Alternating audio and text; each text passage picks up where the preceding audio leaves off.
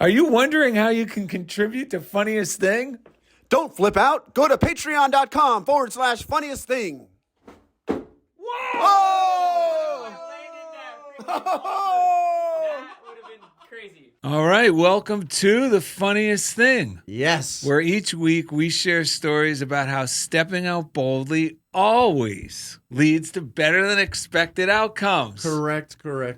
I'm Darrell. I'm Ed. And we are broadcasting live from CHOBO Studios in beautiful Downtown Van Nuys. Oh my God, look at Indy. If you're not on YouTube, hop on. You can see Indy. Thanks to Rod Schweitzer. Gave him some good stuff. Mexican mocha cold brew, and that's actually how the label looked when Rod gave it to us. Yeah, you got to check it out on YouTube if you're not there already. Subscribe to Funniest Thing with Darrell and Ed. I told everyone here that I tried it and loved it, so they would drink it. Yeah. I actually do love it. Believe me, It's I great. knew I was being baited to be the guy because you guys kept saying, this is for you. Whenever you have that certain, remember, there's a sincere joyfulness for Darrell, and then there's a sincere joyfulness cut with some devilish antics. And I can read it from a mile away. Indy, how are you doing today? Doing great, doing amazing. I'm hyped up. Well, with we got this, news. Mexican mocha. We got great news for you, by the way. Life is not an emergency. That's true. Today's show is called Life is Not an Emergency with Katie McDonnell, all the way from Jersey City out there. Beautiful Jersey City. Beautiful Jersey City. She's our in-house lawyer, so we'll be checking in with our counsel later. Life is not an emergency. It's an adventure in grace and a laboratory for faith. Or as Florence Scovel Shinn puts it, life is not a battle, it's a game of giving and receiving. Whatever we are believing, we are giving, and we always receive according to this belief. On this episode, Darrell and Ed share the benefits of taking a pronoid approach to life. Pronoia describes a state of mind that is the opposite of paranoia. A person experiencing pronoia believes that the world around them conspires to do them good. And during the second segment, the ever-optimistic Katie McDonnell gets us looking forward to good fortune with today's reading. Surprise! Now, you know this was inspired by a Kirk card that Kirky you card. received. Oh, yeah? Yeah, because you're the one who sent the picture of it, and it said about, Let me take a look. I probably have the picture here. you know, Go most ahead. people go through life paranoid. Oh, you mean a while back? No, you got it like last week. You sent it to me, and I said, this is perfect for the show. Mm. And in it, it was written by, the quote was from Alan Cohen, and he said, the healthy approach to life is to think the opposite. Yes. Which is what there's actually a term for, pronoia. So, well, Ed's looking for that. I'm just going to let some of you folks listening or watching, Yes. that you're more than welcome to become a member of the Funniest Thing Club. Yes. And all it is just a fun way to approach your daily life. We got a little thing here written so I remember what it is every week. And here it is. We're a group of truth enthusiasts who live each day as ambassadors of God's love. As we consciously radiate love, and this is just a side effect, we perform everyday miracles and experience better than expected outcomes. If you're already living this way or strive to, then you may consider yourself a member. We motivate one another by simply sharing how miracles occurred naturally in our circumstances as the result of living lovingly and expectantly. Yes. And, you know, we want to thank everyone who tunes in, shares the show, subscribes.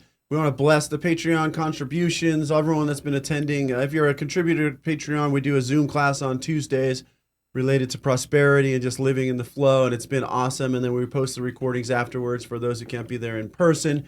So thank you very much for contributing to our public service ministry, as we have come to call it.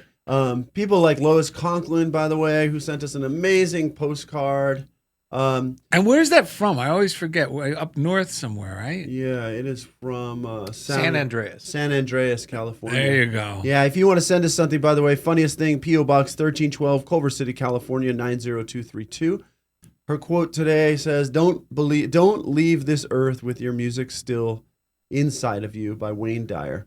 So sing, play music, beat your drums, and create joy. That's from Lois. Wow. The time of year to enjoy and play in the leaves was fun making this card for you and sending it out. Your weekly shows improved my life. I always learn something new. Well, you have improved our life, Lois. Yeah, she's one of our more youthful listeners. Yeah. Even though she tells everyone, how old does she claim to be? Indy? 89. 89 years young. Yeah, 89 we love and Lois. feeling fine, baby.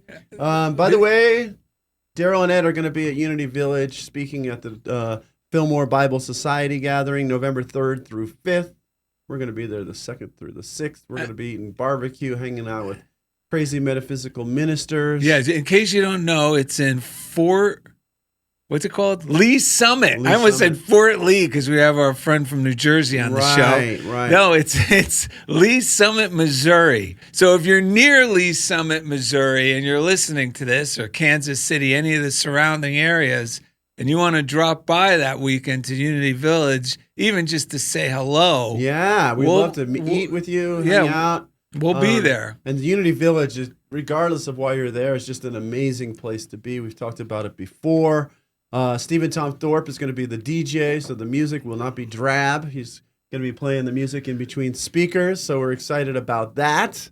By the way, someone who's out there is chief engineer on the audio side of things, gets this thing up on the podcast networks. His name's Jeff Comfort, and each week He takes us right into the comfort zone.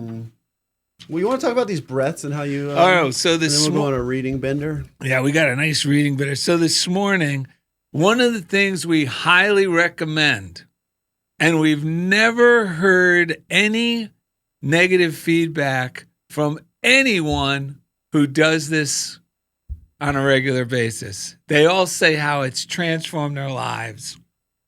And it's waking up Oh, and instead of jumping out of bed and racing into your miserable day, we strongly suggest getting up a little early to be kind and loving to yourself. We do it. You don't have to do it with but I live with a roommate. Yeah, I know. I was in the military when I started doing this, and there was like 30 roommates. But I would still set aside my time for myself. And you know what? Everyone respects it. I'm my wife. We don't make others do it. It's our thing. If they want to do their thing, they can do their thing. Yeah. But the thing about the thing is, it's going to change everything for the better, because you really have a influence on how your day will turn out. And the influence starts with our attitude, which is our mental approach to the day. And by doing a morning routine, reading a few inspired books just to get my mind in that optimistic rhythm of the universe, in harmony with this, force for good that holds everything together, that operates everything perfectly. Mm-hmm. I start feeling better. And then I start having inspired ideas. And then my approach, my mental, my rehearsing of what is on my to-do list, instead of going, oh, I got to do this. Oh, I'm not going to have time to get there. How am I going to get there? Oh, I can't believe I have to do this for so-and-so. Well, all that kind of got flushed out during the routine. So now I'm thinking, oh, this is how I can meet that person. Or, oh, wow. Or even if I'm not even getting a conclusive outline or, vision, my general attitude is, this is going to work out remarkably well. I mean, I have an enthusiastic now approach to what wonderful way the things that need to get done by me are going to get done. Meanwhile, remaining flexible because I turned it all over. So when things don't get done on my to-do list, I'm open to see how, that's why it didn't get done. Yeah. Because something better came up. Right. Well, it creates a chemical change in our brain. Oh, yes. And it is. I just wanted to mention it is the real antidote, for life is not an emergency. That's true. Because it's easy to get stuck in subtly. Well, something it's like just below the surface. This feeling that everything we do is an emergency, coming from a place that might not get done. It's probably not going to get done, but I got to push through. And then our adrenaline's flowing, and cortisol, and all this stuff drains us of our energy.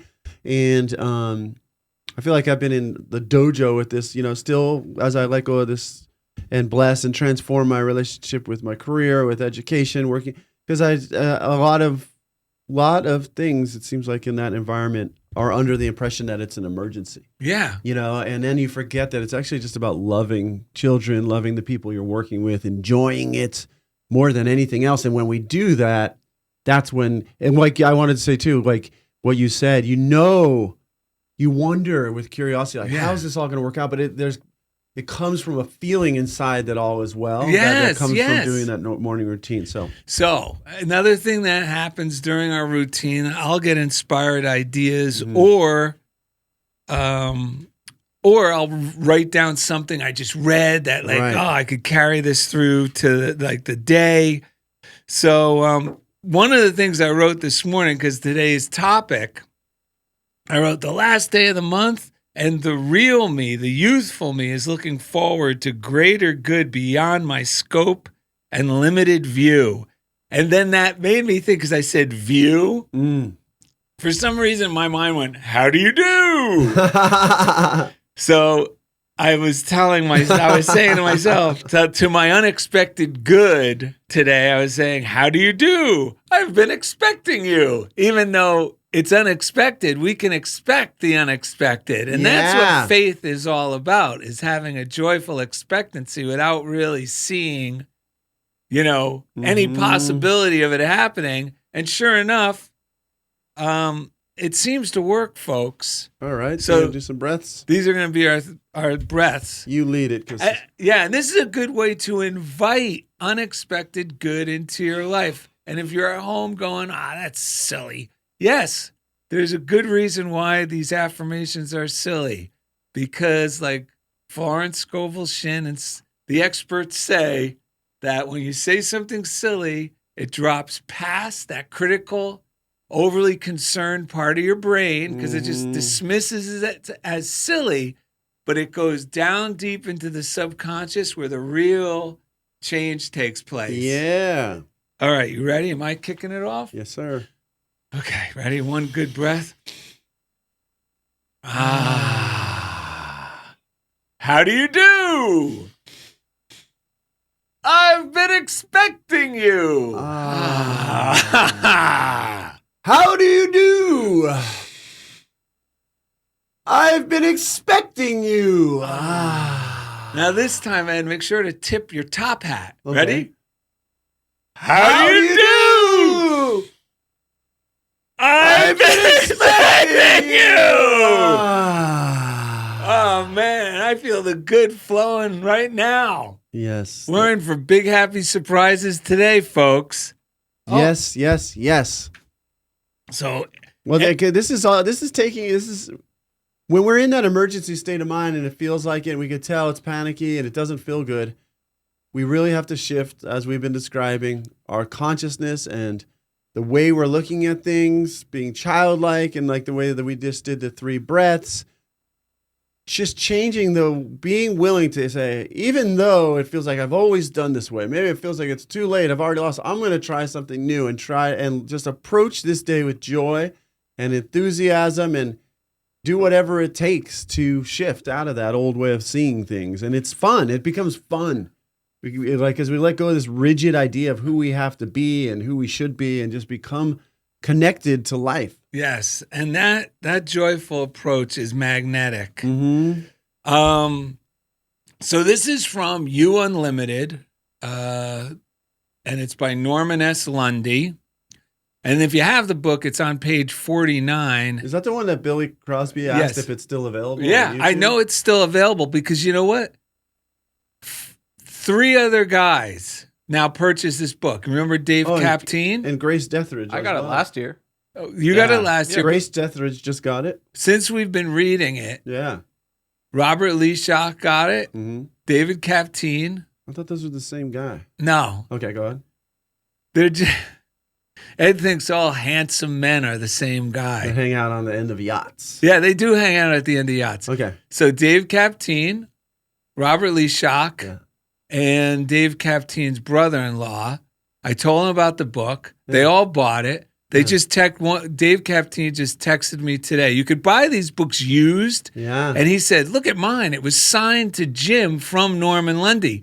Wow. And I shared, and keep this in mind, you know, when you buy the books used on Amazon, I love getting the used books. And I said this I commented back. I said, I love buying them used because they have a positive energy from the previous owner, especially Right. spiritual books.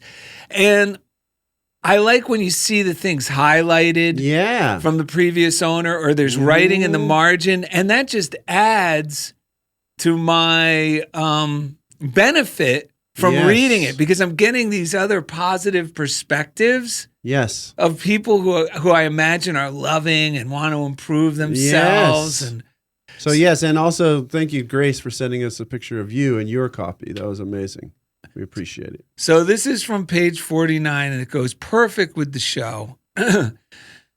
And it says, faith, the priceless ingredient. And remember, faith is defined as joyful expectancy. Yes. So fear could be defined as morbid expectancy. Yes. You need an abiding faith, the knowledge that God is going to fulfill your every need. Nothing is ever denied man. Man denies himself. We often hear of the house divided against itself. This division is in our consciousness. It's what we must avoid. Most of us have mixed experiences, good and bad, because our thoughts are mixed, good and bad. Faith is the knowledge that every need will be met. Faith is the awareness of God as the indwelling presence, the ever-ready help. Faith knows that God is always, at this very moment, fulfilling our needs. When we know the real meaning of life, that there need be no panic over anything, we awaken to the knowledge that we are living in the midst, in the midst. You're too New Jersey to pull that off. Just keep going. MIDST of a joyous experience. When we, can you say midst? I'm going to try miss. right in midst. Midst. Don't get frustrated. It's midst. Okay. Well, I thought I see in New Jersey say, I got you in my midst. I like that too. I like Okay, that ready? even better. Yes. I always thought that's what it meant, because that's what I heard was mitts, like in my hands and my gloves. But they were really saying mitts. Mitts. Okay. Midst. You have to land that T at the end, which makes no sense to have three, because you have these three consonants going DST. I know. Midst. When man lives his consciousness, this is the best part. When we get into this faithful attitude, that's all it takes, is just lifting our mind to remind ourselves, you know what? What wonderful way. I'm looking forward to a wonderful way this is all going to work out. And when man lives his consciousness, the things he needs are drawn to him. And he no longer has to struggle for them. Struggle is a signal that something is short-circuited. Life as divinely ordered flows gently, smoothly, wondrous, in grace. Every need fulfilled naturally. The moment we begin to struggle, we disrupt the whole flow of action. That's the key. Yeah. Is to not buy into the panic, because the panic always says to me, I got to do something about this. And now I'm disrupting it. We disrupt life's natural functions by trying to fight life. We're not, what they say, going with the flow, Right. swimming with the current. Right. It is very important for you to realize this. And, you know, I like to say this doesn't mean we don't do footwork, because we do the footwork, but the footwork, when we take this healthy approach, you know, by setting ourselves in the right consciousness every morning, is always an inspired approach. You know what I mean? It never feels like I got to do this today, guys. It's always like, oh, I just had the greatest thought Right. to send a resume to this place and I would have never thought of them. And our friend would go, oh, that sounds great. Why not? And or where the footwork is, we're going about our business and someone hands us an opportunity out of left field. You know, like Katie shared the last time she was on our show. Right. And then you follow through with that. But it's all joyful because when you're in this relaxed, faithful approach, then the footwork doesn't feel like footwork. And I got to remember this because a lot of what I was taught was, you know, hard work is the virtue, but it wasn't just hard work. It sounded like struggling is the virtue. And if you're not struggling to make it happen, it's not going to happen. Right. That's the furthest thing from the truth. And if you ask most successful people, and I mentioned this on our prosperity workshop, like I was talking with Kirk, who's now a successful author and screenwriter and professor of film in Europe. Right. We were both going through our past of the most incredible experiences and opportunities we have had. Mm-hmm. And it was unanimous that none of them came by force, and 99% of them came unexpectedly out of the blue from a place we would have never imagined. Right. So that's evidence that that everything we just read is a fact. And our job is just to remain joyfully expectant and assuring ourselves that the direction, the guidance, the lead, the opportunity will come as a result. And hold on to the joyful image, the ideal you have for yourself, the outcome you desire, whether it's that job. Hold on to how joyous you are about having that be real now. Yeah. Don't worry about how you're going to get there from here. I'm not saying that this is easy.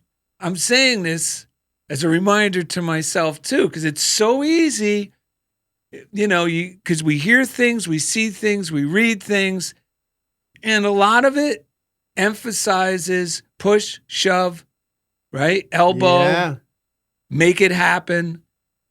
And this sounds so paradoxical, but ironically, this is the way for your desires to become a reality. Yeah, it's also the meaning we talked about a while back about the metaphysical meaning of the Bible verse about to he who has more shall be given, and to he who has not, even that which he has shall be taken away.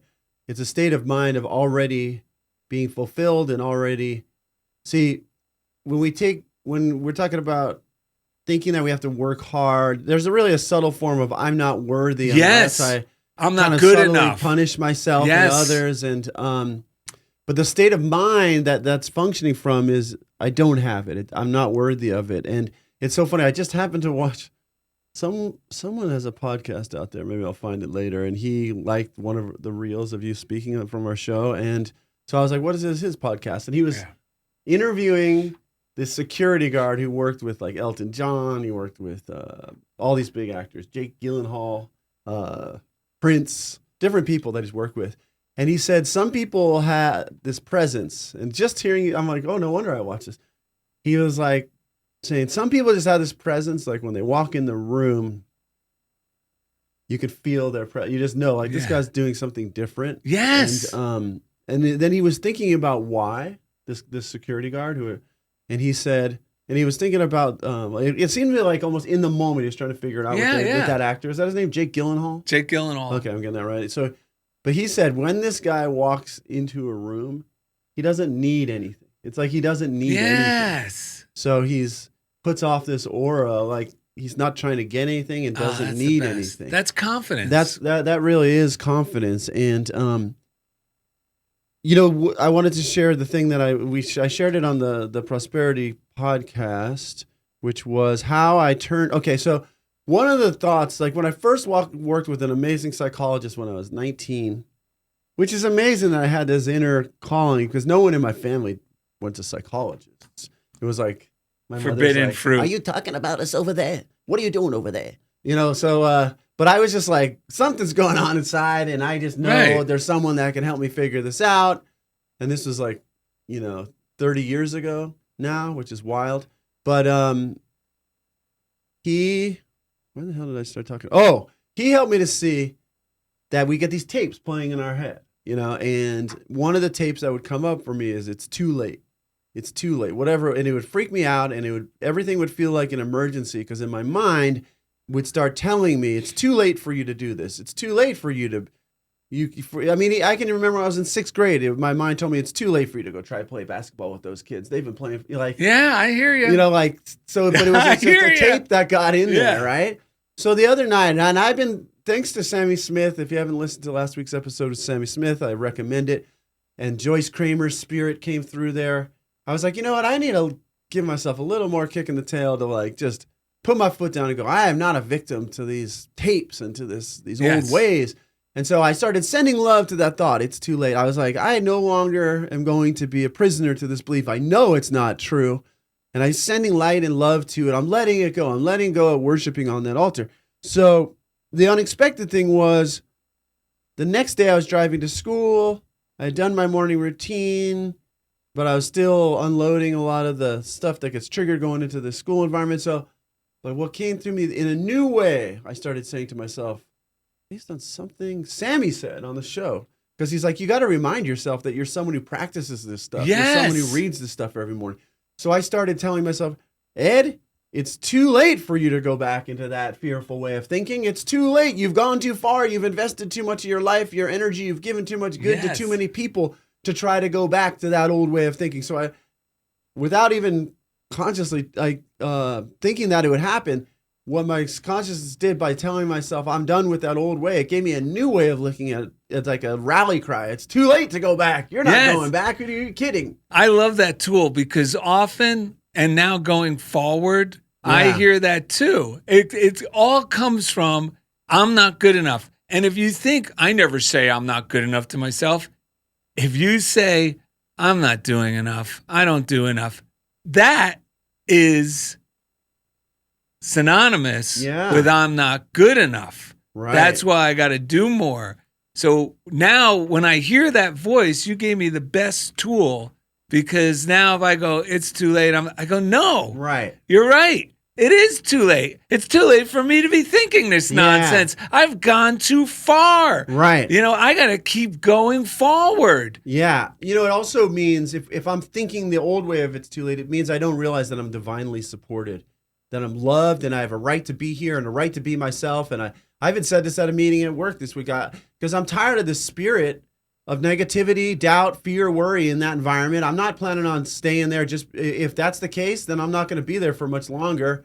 My spirit is telling me that for sure. And so I spoke up, and it was with a group of people, and I did it lovingly, not in like a rebelling way. I just told everyone here is doing an amazing job. It was in the special ed department. Right. And I was just like, we need to hear that more. We need to remember that more. It's very important that we come from that. I said, I did not come here to not be successful. Yes. No one goes anywhere to not be successful, but we get hypnotized into thinking that somehow is a bad thought to have. Right. And people just kind of are silently carrying around this like desperation feeling. And the message is we're not successful. We can't be and I'm done with it.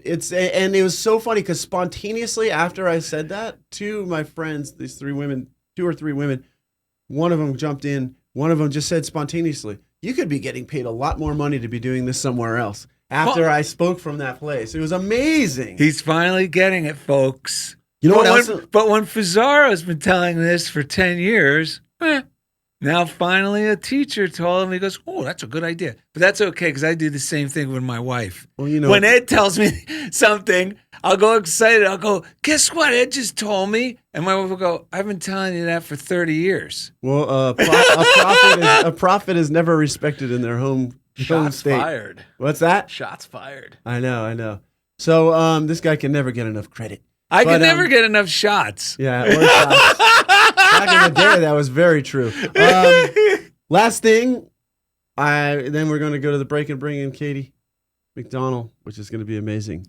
But you want to know how good this stuff works? I was starting to get sucked into like politics on YouTube. For a while, I was like watching it, and I was letting fear drive me. this week, then I totally just got out of it entirely. But it started coming back into my attention. So one thing I learned a few months ago is this: love everyone. Anyone in my mind, I'm going to love them. I don't care who they are, because I'm not going to define myself by these prepackaged beliefs about who I should or shouldn't be. So I'm blessing everyone. And Donald Trump was on my radar this week. I mean, for like 2 days straight, I'm like, I just love Donald Trump. I'm sending love to Donald Trump. I'm no longer going to curse anyone in my consciousness. Yesterday, I'm driving home from school. This is mind-blowing. This makes no sense, folks. 2 days, I've been just sending him love. I look to my right, driving down Santa Monica Boulevard. I'm right about to Sepulveda. There's a Carvel, which are the cakes from New York. They're ice cream cakes, primarily East Coast. All of a sudden, I see a crowd of people outside, black SUVs in the lot. I look inside Carvel. I'm like, what's going on in there? And it says, Carvel is Trump country, and a huge sign. Donald Trump was buying people ice cream at Carvel at that moment. Isn't this crazy? Yeah, I pulled over and walked over there. It was too late for me to get involved because he was on his way out and it was all blocked off, the police and everything. But it's just amazing that like this person that I was blessing and happened to be buying people ice cream at the place that I used to love most when I was a little kid. Yeah. And that's what creates change. Like it or not, there's an Emmett reading where it's just, you got to bless it. If you think it's a competitor or whatever you think it is, you got to bless it. Otherwise, we'll empower our fears. Yeah. Otherwise, we end up empowering our fears and adding to the problem instead of the solution. Yes. And it's not always popular in popular thought nowadays, but that's not what this is about. This is about me, in a way, saving my own soul so that I can live this life that I want to live and enjoy the type of success and the joy and satisfaction in the relationships that I want to have. And if that means I'm going to get free ice cream from Donald Trump at Carvel, then so be it. All right, coming up next during the second segment. Hey, coming up next, the ever-optimistic Katie McDonnell gets us looking forward to good fortune with today's reading, Surprise. Thank you for listening to Funniest Thing with Darrell and Ed and watching us live from CHOBO Studios. Oh, wow, who do we got today? Funniest Thing with Will Ferrell and Ted Danson. Wow. Will and Ted Choby. You little devil. Yeah. Oh, boy. We're back. Funniest Thing with Ferrell and Ted and Chobo over here. We got an amazing guest all the way from Jersey City. Her name's Katie McDonnell. How are you doing today? Hello, I'm doing well. Thanks for having me. Super fashionable. For those watching on YouTube, you can see the super fashionable Katie McDonnell. The glasses. Oh, no. Looking good. There's a lot of nice look. framing going on here with your windows and their glasses matching there. So that looks It's a nice overcast day here. Going on day 4 of the rain, but hey, there was a little bit of sun peeking through before when you guys were talking. I was like, you're bringing it. Keep going. Nice. So what have you been thinking while you're sitting there? Because Darrell's going to read a reading, but I just want to see off the top if you have anything that's popping up for I'm you. just enjoying this. I was joking earlier that I'm like, who's your guest? I would just want to sit here and keep listening and receiving. It's been great. I love the stories. I've been thinking about your used books as well. I have used textbooks, and I think the exact same thing. I love going through, especially in preparation for class. I can see what other people found important or even their notes from their professors across the country. So that's fun. But yeah, I'm excited. I'm excited for today's reading. Okay, great. Oh, and by the way, thank you, Nancy Norman. Nancy was where'd she get these at? She was on vacation or something? Or No, was this I think Unity these Village? were in her closet she was cleaning out. Oh, Nancy Norman. What does yours say, Edward? Mine says superstar, and it looks like one of the tattoos your friends would have.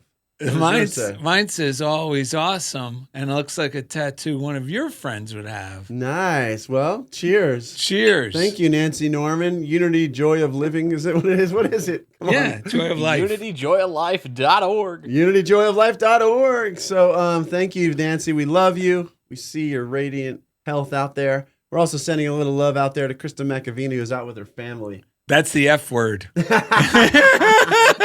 You can't say that on the show.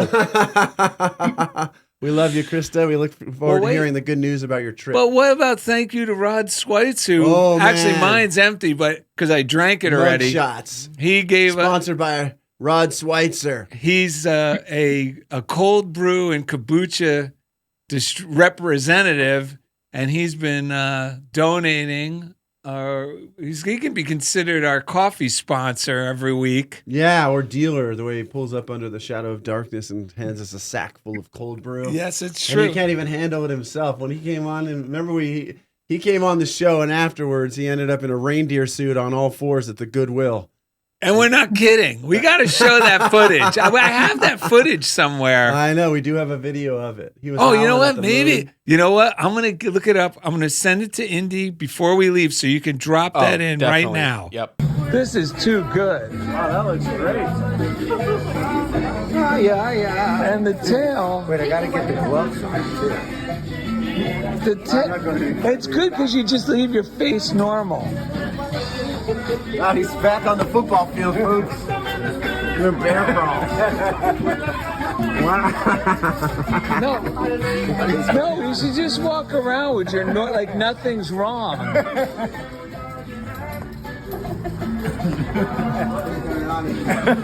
Just cruise around. Yeah, just act like you're. Yeah, let me try that one more time. No, it looks The- better like the this. Walk, the deer walk. Whatever you like. Let's see some action. Wow. Hey, Yeah. Stevers, you like my new unit? Oh, that's a deer. This is good stuff. Can't go for that, no. Whoa. I love how the tail is up. It keeps it up to the fishing wire keeps it up.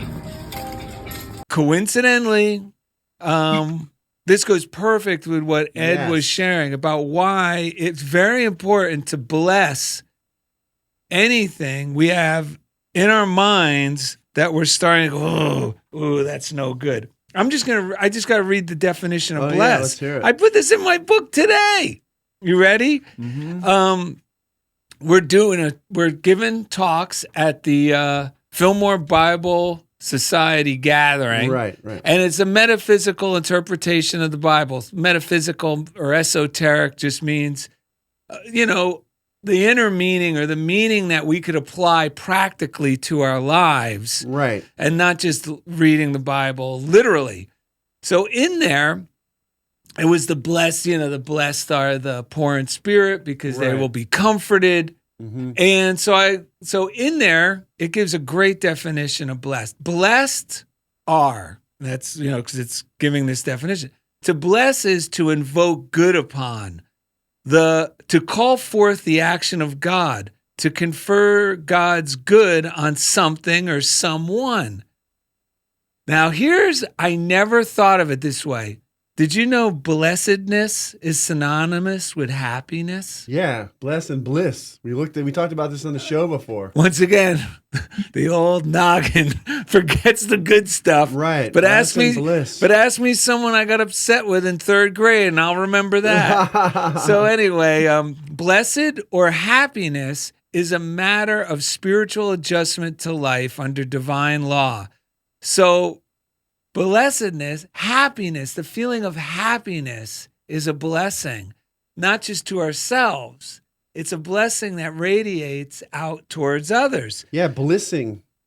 Yes, is blessing. Is a synonym for it. Blissing. So Ed's story is a vital spiritual tool that we can all employ and we should employ if we want things to improve in our life. And this is from today's reading in Emmett Fox, from Around the Year with Emmett Fox. The title of it is Cut My Own Throat.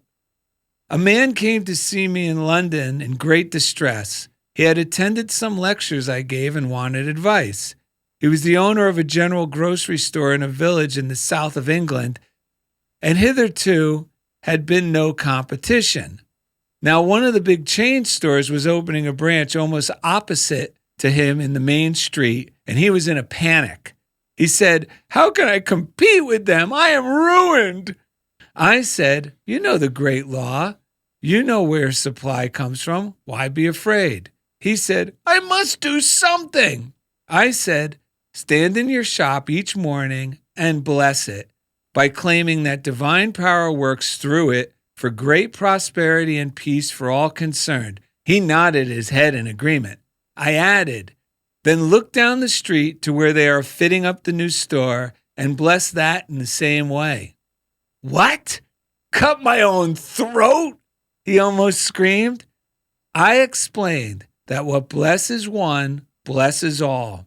I told him that he was really hating his competitor through fear, and that his hatred would destroy him, while blessing the enemy, he put in quotes, was the way to get rid of hate. I finished by saying, you cannot cut your own throat with prayer. You can only improve everything. It took some time to persuade him, but at last he got the idea. And when I met him several years later, he told me that his business had been better than ever since the chain store appeared, and that it seemed to be getting on well too. This is what Jesus meant when he said, love your enemies, from Luke chapter 6, verse 27. That is good. Isn't it? It seems like the worst possible advice someone could give me, but yet it works for the benefit of everyone. And not just including that store and that man's business, but it actually contributes, like you said, to the solution of healing of the world. Yeah. Because I'm putting it out there in Right. consciousness. I was listening to Joseph Murphy. He was talking to someone about this as well, who was going through this actually directly with a teaching job, which was speaking to me. And then I realized, like, if I go into that environment and I slip into cursing, then I'm getting myself stuck because my consciousness is now being lent into that negative field. And it's like almost, sometimes it feels like counterintuitive. Although I don't really like that word because intuition always guides me down the right path, but it feels counter to what maybe the path of thinking that sort of activates when that old brain with fear and stuff starts to get active. You know what I use now? It seems unreasonable because it doesn't make sense to the reasoning part of our brain that goes by all five senses. Right. But it really is intuitive. Right. So the amazing thing is when I can put down all the baggage that I'm holding against myself and others related to that job, I'm the most free because then I realize it's just a job. Why am I making it into like this battleground? Like kind of like you said in the description from Florence Scovel Shinn. If I'm making it into a battleground, I'm investing in a tremendous amount of my energy into believing my worth comes from it or something, you know? And what it turns out is there's a lot of people in that environment doing that, spending for themselves. And there's not a lot of visionary, positive leadership that's helping people move through it because it's become so corporatized and so many legal fears around it that there's not a lot of leadership that's bold enough to stand up and say, I don't care about any of that. We're going to love everyone and everything going on here. And then we're going to be even more successful and we're not going to have to worry about any of that stuff. That's right. And someone needs to that's the power. But the place I can do that is in my own consciousness. That's where this stuff really, really matters, is in my own consciousness. That's what this whole show is about, is being willing to experiment. That's what this whole movement is about. From beginning of time, the willingness to use your life as your laboratory, which you've been quoting a lot lately, and be blown away when we re-engage with our own power to transform our lives. It's amazing. It's amazing. Yeah, that's why when Katie was telling us about, you said you're kind of getting into that phase of your academic career where you're looking at jobs for next year. So how's that looking for you? How are you feeling about all that? So, it's so easy to feel stressed out about these things, but actually sitting with you guys and listening, I remembered a lot of good things actually have been happening. And when Darrell, I think, said it earlier, a lot of the best opportunities that you've had, and I feel similarly, have been when you're not necessarily pushing and trying, and they're great and these things happen. So I'm kind of thinking about this current opportunity that I have out in the universe right now. And I'm like, you know what? This may be one of those things. I mean, I hope it works out. If it's meant to, I think it will. But I've been pushing and pushing and pushing and applying. It's so wild. I think this is just for this industry, being in the legal industry, they recruit a whole year in advance. So right now I'm looking for next summer's job, which leads to the next summer's job. And it's this whole thing. But I had this thought the other day. why don't I reach out to somebody that I used to work with? I don't know. I think it came up on my LinkedIn. And so I just shot a blind message, just a LinkedIn DM. And afterwards, I was overthinking it. I was like, why did I do that? This is like a top executive. Who DMs them? Like, I should have sent a formal email. That's crazy. Mm-hmm. And after all this thought back and forth, I get a lovely message back like, oh, wonderful. Let's meet. And I was like, oh, let's meet. Okay. So we end up meeting, and funny enough, funniest thing, I get pushed through to an interview. And then that week with the interview, I had a thought of this professor, and I said, wow, if I really get this job, I have so many people to thank for putting me in this position, because, if it wasn't for this one professor who pushed me to take this class in undergrad, who wrote my letter of recommendation for law school, I would never be interviewing for this job. So I said, let me send him an email out of the blue. It's been a year, sorry, since we last spoke. I sent him an email and I said, so crazy. I'm interviewing at this firm. Thank you for your recommendation. How have you been? Turns out, of all days and times, he's going to be on my campus this Friday for a symposium. I said, what? This is crazy. Okay, so this is yesterday.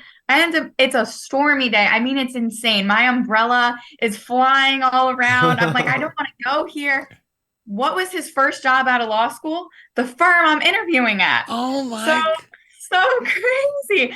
So I don't know. It feels good. I don't know what's going to happen with it, but it was just the weirdest thing, because I've been pushing, going on interview after interview, and it hasn't felt right, or hasn't clicked for me. It just felt like I'm going through the motions. And then with ease, I end up meeting up with this woman who's wonderful, incredibly smart. I have a great interview. I reach out to my professor, and it all like kind of stems in just relaxation and gratitude, because when I went through that interview, I was just so thankful that I was even there. I was like, how am I even through this door? And I had to thank this professor who happened to work there. I mean, it was just nuts. So yeah, hopefully wow. But even if it doesn't, it was great to reconnect with these people. So. But this is it. Like we forget. It's so easy. And I know what you're saying, because it's like, the good news is I know this stuff works. And when it happens, I'm still in awe of how it works. And then it also lets me off the hook to know, I'm still sometimes going to fall into the old thoughts of, well, I got to do something. I got to go through the motions, and, but it is always that silly inspired idea. And when you said you DM'd and you started second guessing it, that's actually a good sign for me, because the inspired idea says, go do this. And it's joyful. Yeah. And then it's always that more fearful, like this part of me, the part of the top of my brain, the critical, concerned part that goes, I don't know about that. Because that part of my brain is so used to thinking it's got to be done a certain way or it's not going to work. Come on. But the playful part of me is the one that's really tapped into my best interests. Mm-hmm. And, oh man, of course it's working this way. Yeah. I could never get bored of hearing stories like this. Same. They're so reassuring because they're based on truth. Oh my God. It's amazing. Yeah, and when I was telling my friend about this, they said, you really just can't mess things up that are meant for you. That's true. And I love that. Yes. I was like, you can't mess it up. Like, you can't do it wrong because it's going to happen anyway. It's just how you do it, Like, you just have to have the right intentions going into it. As long as you're positive, like, you can't mess it up. So that's good. Good to know. Good to have. Spoken like a great spiritual teacher, man. I've heard a lot of other people say that exact statement. So very nice. Nice. And the only thing we can do is maybe slow the process down by like doing all this other. But the good news of even that is we'll get exhausted at some point. Like I know I have at different points, and I just go, ugh. And then as soon as I get to that, I give up, bloop, an email will come, or bloop, a phone call, or bloop. Then I'll go, oh my God, I never thought about calling so-and-so. I know them for years. How did I forget them? So even when we're dragging ourselves, we eventually will wear ourselves out. So true. And like you said, if it's meant for us, we cannot get it. We cannot make it not happen. I could just delay it. Right. But eventually I'm going to go, okay, enough is enough. I give up. And that's what surrender is all about. A lot of people think, oh, surrender, that's weakness. No, I'm actually surrendering finally to love. I'm surrendering to my own greater good. Yeah, or the image of trying to swim upstream when the stream's taking you to where you want to go. There's only so long we can swim up there. And I'm kind of connecting all of this with my work. It's like, and when I'm swimming up there against the current of life that's trying to take me to my good, I can't even see my good. It feels like it's far away. It vanishes. As soon as, like, sometimes Darrell and I say we knock ourselves out, we're laying on the mat. We naturally turn back. Oh, there's my good, and just get taken right to it. Just like your story. I'm looking forward to even hearing more good news. Well, and it goes well with this daily word that we yes. sent you. Do you want to read the daily word? Yep, let me bring that up. Surprise. Well, you're looking for that. I'm just going to say that was the one thing I thought was absurd. And one of the first things they taught us for rescue swimming in the Coast Guard. Mm-hmm. Like, I just thought you go in there and you save somebody and they're going to be willing for you to save them. And they said, most of the time, these people are going to be so wigged out, they'll grab a hold of you and take you to the bottom. So if that's the case, you're going to punch them. I don't care if it's your grandmother. You're going to punch them as hard as you can. The trainers would just like make pretend they're drowning. And these guys are like muscle men. I mean, the guys I'm in boot camp. And they would like grab a hold of you, and they were actually excitedly positive when you whacked them with your elbow. You found a way to clock them. And they were going, great job. Because we have to surrender to live. I mean, it's a paradox. And we couldn't save anyone unless they were completely surrendered to our help. Right. So sometimes I got to clock myself in the nose, like we're saying, and get exhausted. Yeah. And go, okay. And then the magic, sure, as soon as that happens, boom, the loving hand of God comes in and we're like, oh, wow. Right. So true. It's funny. That's actually why I thought of you over the summer. I know I was supposed to come on a few weeks ago, but I got sick. But when I thought of you, it was that moment. I was like joking around. Like I actually was like cried laughing because I was like, why does it always have to come to this? Why can't I just, before something quote unquote bad happens, just be in this state? But it's a nice reminder. Like I remember I was so stressed out over the summer, last summer, kind of forgetting that these things are conspiring in my favor, right? But it just felt like one thing after another. I didn't have a job. I couldn't figure out what I was doing. I was 1 year into school already, and my loans weren't coming through. And I was like, oh no, like this is going to suck. And within the same week, I ended up getting this bartending gig that I loved. It was so fun. And my student aide finally called me after me following up for weeks and weeks and weeks. I'm like, I'm not going to be able to pay my rent this month. It's the last week of the month. And I'm just like, I really don't know what I'm going to do. Like, well, I knew what I was going to do. What I didn't want to do was have to put it on my credit card and pay some fee. I mean, it would happen, but I wanted to, be able to just pay it. And she goes, I know that you've been pushing for this money and it was a mistake on our end and we can't get it through. But I actually ended up getting you an alumni scholarship. So you don't actually have to take out a loan. We're just going to give you this money. And I was like, what? I was crying on the phone. I was like, you have no idea like how much this means to me. Like, this is incredible. I wrote her a great review because she gets a lot of, negative reviews, I think, because she's the single person in the financial aid office. So I sent her the nicest email, like, you know what? I know you receive these emails every day, but just know you at least helped one person. Like, I feel like that's what sometimes people need to be reminded of. And I was like, wow, like, I hate that these things sometimes happen when I'm at my lowest. I'm like, oh, like so stressed. But then like the greatest thing happened. So I don't know. And then I thought of you. I was like, this is like just one of those moments of, okay, you got to just be reminded that these things are working, in your favor. And as stressed as you are, they'll always work out. So it worked out for me. But. You know what? I love that story because there's a great story about the guy who ends up in heaven and he gets to heaven and they're walking along heaven. He's getting a tour. And whoever the angel is says, "Oh, you don't want to look in there." And he goes, "What do you mean I don't want to look in there? It's this one room." So, all right, go ahead, have at it, take a peek. He goes and he sees all this magnificent stuff. Right. You know, fancy cars, homes, yeah. vacations, if you could see such a thing. And he's like, well, what is this? And he goes, well, these are all the things that God has in store for all you people down there. But most of you guys are focused on getting something so much smaller. And the guy goes, oh my God, is that a Rolls-Royce in there? He goes, yeah. He goes, do you mind if I sit in it? Mm-hmm. Oh, I've always wanted one of these. He goes inside, he sits in it, he loves it, and he notices on the glove box is his name. And he goes, wait, my name's in here. And the angel goes, oh yeah. He goes, that was for you. He goes, what do you mean? I wanted this my whole life. Why didn't I get it? He goes, well, you wanted a Rolls-Royce, but you were praying or fighting for a Ford. Wow. See, and it's just like your thing. Mm-hmm. Here you are going, I got to get this loan. But meanwhile, God's going, no. Katie, I want to give you the money. Well, I got to get this loan. And it's so amazing that you said at the beginning of the show, unlike the story, the joke, in real life, when we give up, we end up allowing that better than expected thing to come.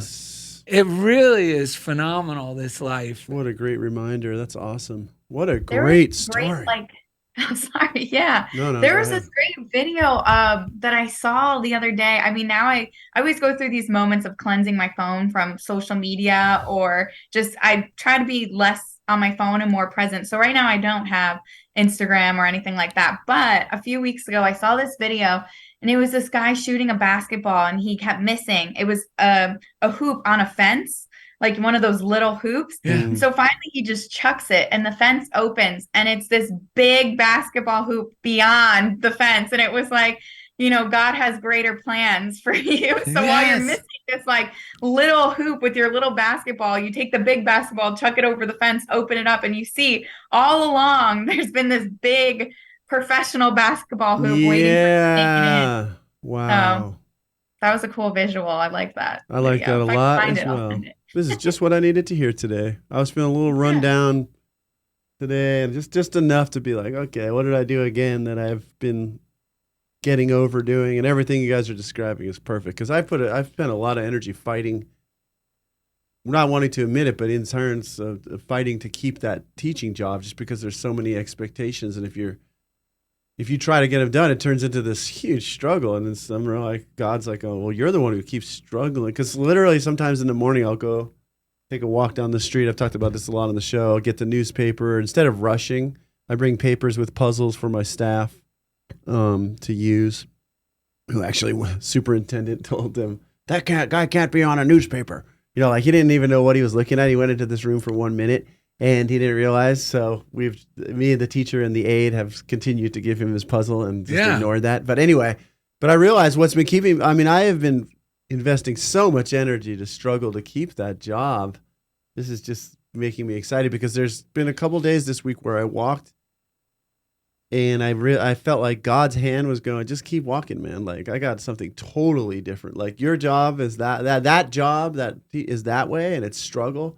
But if this way is my hand leading you to something so much better. So this is just such a perfect, because like you said, the rational mind can't see it. It's an intuitive, it's a loving, it's a mystical thing. My big thing this week is being overly concerned about things. Like I volunteered to babysit. I said yes, and it wasn't really a hell yes, but I said yes because I love this little Chihuahua. Our neighbor's Chihuahua. He said, hey, you can take care of it for a few days while that. Yeah.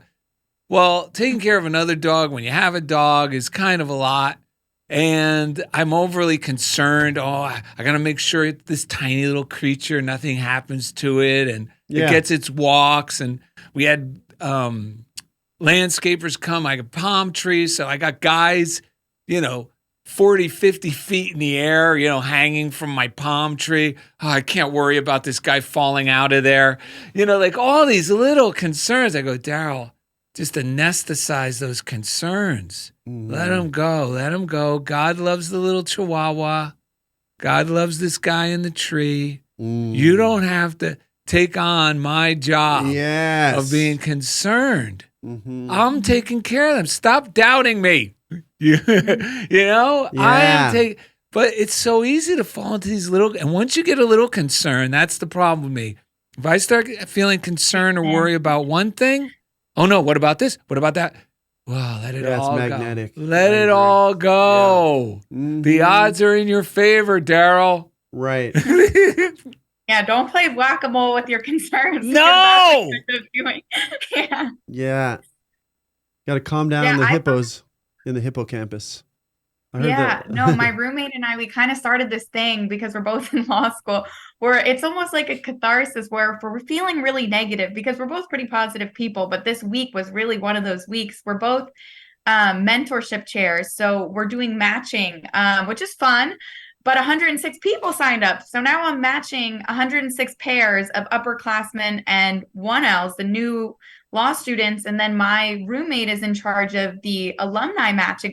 We both got in these positions completely separate, but we both live together. So it just goes to show, I guess we're in these fun positions, but she's matching all of the alumni association with current students. We're in the same process doing two different groups of people.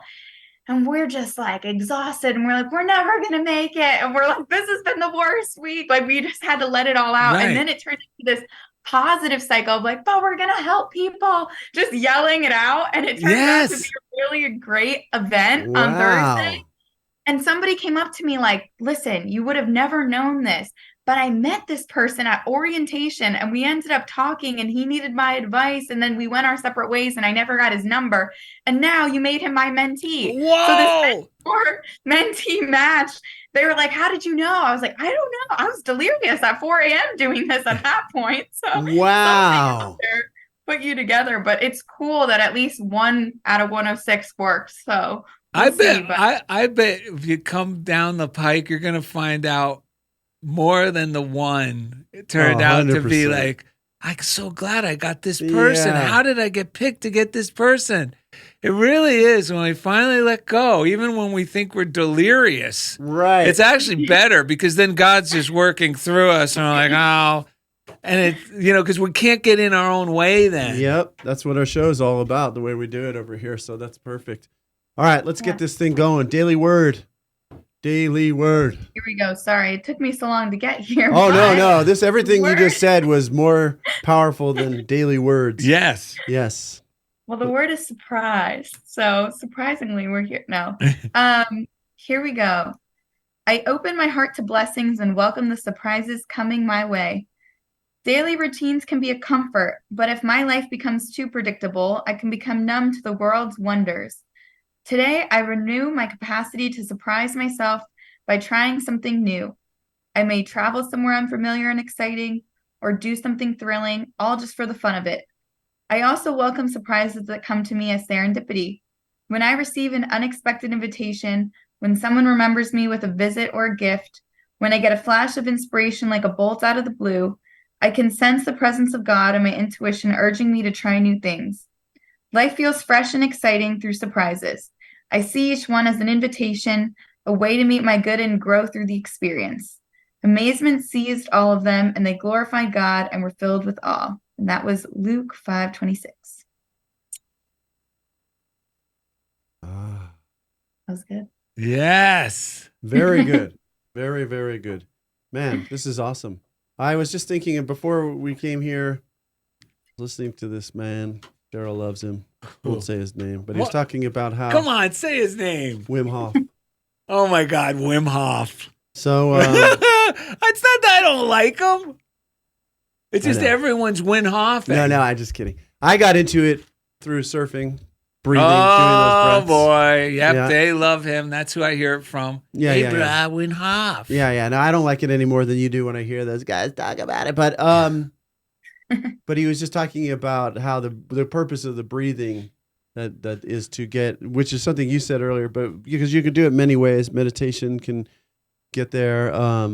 It's just he was talking about the hippocampus, the oldest part of the brain that will store like traumas and all these fears and stuff. And when that part gets activated, then it really feels like we're living in a nightmare, right? Like it starts having a nightmare, Right. So we do these processes and it takes time to reprogram our brain, or it takes like some effort on our part to do something, whether it's the morning routine to me is just essential. Something regularly returning to a peaceful state, so that because when this part of the brain, and I was talking about, it's called hippocampus, and I was picturing a bunch of like grumpy hippos. When those hippos are on campus, when they're on campus and they're angry, it's no fun. Calm those guys down, because hippos, they're either the most fun-loving looking guys, or they're like charging people and like killing They're them. Yeah. So we want happy hippos. Happy hippos inside of our brain. Campus on our campus. I was thinking about you as a student. Perfect. We want happy hippos on our campus, and it's biological, it's physiological, it's spiritual, it's everything. It encompasses everything. But when we calm those hippos and see things through this loving lens, even if we can't see it totally, like you just described. So, I mean, it's just amazing how at your age, although I never liked when people said this to me when I was younger, but it's just amazing, period, at any age, that you practice this stuff as purely as you do, and that you really do use your life as your laboratory. And I was just thinking about the way you and Darrell connected. That's the craziest and how thing. amazing that is. Yeah, I hardly ever talk to your mother. I probably communicate with you more than your mom, but I only know you because of your mom. And I met you at that party. I never go to parties I'm like, oh, but there's gonna be people. The only problem I have with parties is people. No people at parties, I'd be okay. But I went, and it was such a blessing to have met you. Your sister's amazing. Your mom is amazing. It's just we never really connect all the time. But it was the best night meeting everyone, and everyone was, we were all talking about this stuff. Believe me, I could not believe you went to a party when I heard. But now I know why, because you've made it onto Fazzaro's It was one of list. those funniest things. I would have never. It's the oddest thing that we we met. would not have met. Yeah. You are you're in the rare air of Fazzaro going, this person really lives this stuff. So that's high praise coming from Fazzaro, and he means it, and it's obvious why every time we get together. There's a reading here from God's Hand, called God's Hand, from Miscellaneous Writings by H. Emily Cady. I just happened to pull this off my nightstand the other night. There's some remodeling going on in my kitchen, so my wife took a lot of books, great books, and put them along my nightstand. So I just reached over. I needed something. I'll just read a couple lines where she says, "There is but one hand in the universe. It is God's hand. Whenever you have felt that your hand was empty, it has been because you believed yourself something separate from God." And then she ends it with, "When we have learned that God is our supply, that He is whence comes all of our help, shall no longer care whether pay is rendered for our services or not. We shall simply know that all things are ours now, and out of the fullness of love we shall give freely. God's hand is sure. Your hand is God's hand now, today. It is full now. Give out of it mentally to all who call upon you, whatever they need. Trust also in Him, and He shall bring it to pass." All right. Anything else before we tell a quick story that we found in the newspaper about Katie McDonnell? I mean, I think that's it. I'm appreciative of you guys having me again. This has been great. I mean, it's afternoon for me, but I still want to say it's a great way to start the day. I think you can always restart your day at any time. Yes. So true. Yeah. Good God. You have a lot of wisdom there, Katie McDonnell. Thank you. Katie McDonnell, well, we read this about one day you were having a rather stressful day. It says so I'll go on here. She did her shopping. Upon returning to her car, found 4 males in the act of leaving with her vehicle. Katie dropped her shopping bags, drew her cell phone, pretending it was a handgun, and proceeded to scream at the top of her voice. "I have a gun and I know how to use it. Get out of the car, you scumbags." The 4 men didn't wait for a second invitation, but got out and ran like mad. Whereupon Katie, somewhat shaken, proceeded to load her shopping bags into the back of the car and get into the driver's seat. She was so shaken that she could not get her key into the ignition. She tried and tried, and then it dawned on her why. A few minutes later, she found her own car parked 4 or 5 spaces further down. Those poor guys thought they got carjacked. Yes. Well, I don't have a car or a gun, so What's that I hear? I'm a city girl. Oh, we hear someone. Someone's knocking at our door, Ed. Someone's knocking at the door. Someone's ringing the bell. Someone's knocking at the door. Somebody's ringing the bell. Do me a favor.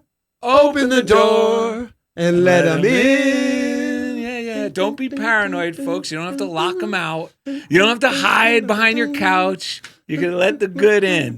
Visit DarrellandEd.com to find Katie easy McDonnell, links we love you. to everything we do. And thanks for being a part of Funniest Thing with Darrell and Ed. Someone's knocking at the door. Someone's ringing the bell. Someone's knocking at the door. Somebody's ringing the bell. Do me a favor. Open the door and let him in. Oh, yeah. Let him in, for Christ's sake.